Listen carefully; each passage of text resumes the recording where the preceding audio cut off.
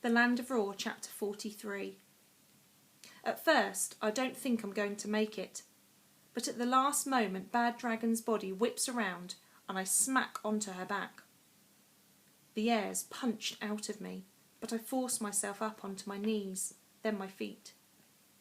Rose is lying curled on her side, with Croaky standing over her, his fingers spread wide as if he's trying to decide what to do with her. With a yell, I charge, and Croaky looks up just as I slam into him. He staggers back, then finds his feet and knocks me back like a fly. But I'm not about to give up. He might be stronger than me, but I'm angrier.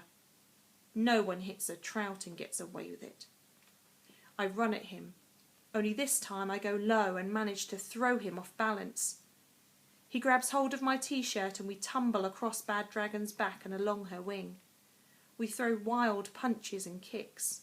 Straw bursts from Croaky and the dragon's hot, rough scales graze my skin.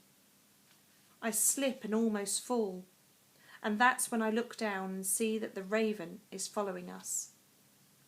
Like a shadow, she chases after us, her leathery sails unfurled and a crew of scarecrows scurrying across the deck.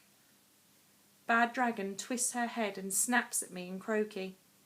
We roll in different directions, only I go too far and almost slide down the side of her stomach.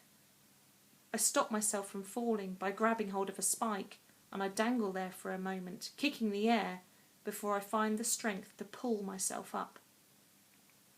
That's when I see that Croaky has given up on me and is creeping towards Rose. She's whispering in Bad Dragon's ear. She doesn't even know he's behind her. Croaky lifts his hands above her head. No! I jump to my feet, run forward and throw my whole body at Croaky, wrapping my hands around his face. In one smooth movement, we flip sideways and tumble off Bad Dragon's neck, falling down towards the bottomless ocean. For a few seconds, we're locked together as Croaky tries to prise my fingers off his face, and I refuse to let go. Then he stops fighting and opens his wings and starts to fly. He takes me up in the air with him, his whole body trembling with each flap of his wings, the seams on his neck bulging. "This is the problem with you, Arthur Trout," he hisses. "I need you, but you drag me down." Then his teeth sink into my hand and pain shoots through my body. My fingers start to slip from his face. "I think I'll make do with one, Master of Roar," he says, kicking me in the stomach. Then my worst nightmare comes true. I'm falling through the air, with nothing to grab hold of, tumbling towards the churning waves.